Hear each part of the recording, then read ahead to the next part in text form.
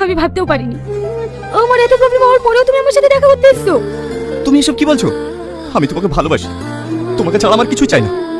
আমি জানি তুমি আমাকে অনেক ভালোবাসো, কিন্তু তোমার বাবা মা আমাকে কোনোদিনই মেনে নেবে না। আর মেনে নেবে বা কেন বলো? যে মেয়ের কোনোদিনও সন্তান হবে না, সে মেয়েকে কি কেউ কখনো করে বউ করে নিয়ে যায়? জানি কেউ নিয়ে যাবে, তোমার জন্য আমার বাড়িতে আমি সবাইকে বুঝেছি, কেউ আমার কথা শোনেনি, তাই আমি নিজে চলে এসেছি। চলো, আজকে আমি তোমাকে বিয়ে করবো। বিয়ে তো করবো, কিন্তু তোমার আব্বা? কোনো কিন্তু না, আবার ঠিক মেনে নেবে। চলো, আর দেরি করো না।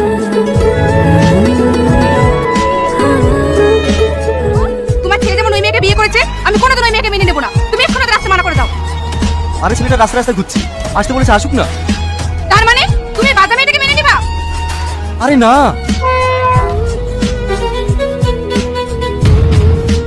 আব্বা। বাবু, বৌমাকে নিয়ে চলে এসছি। রে রে, আমার বৌমাকে আজকে কত সুন্দর লাগছে। ওরে আমার মধু। মা ভালো আছে? এতক্ষণ ভালো ছিলাম না মধু, তোমাদেরকে দেখে ভালো হলাম।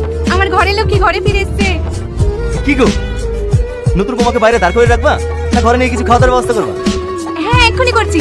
চলো মা, ঘরে চলো।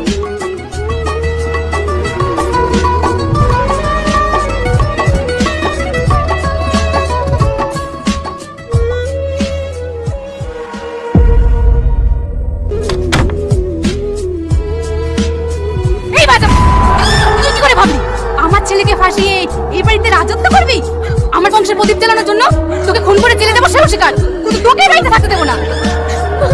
আমার চুল ছেড়ে দাও মা, আমার টেনশন লাগছে। আমাকে ছাড়ো মা। কই গো, বৌমাকে একটু বাইরে নিয়ে আসো, জোসনারা দেখতে এসছে। এই বাজাকে আবার দেখতে এসছে। এই চপ।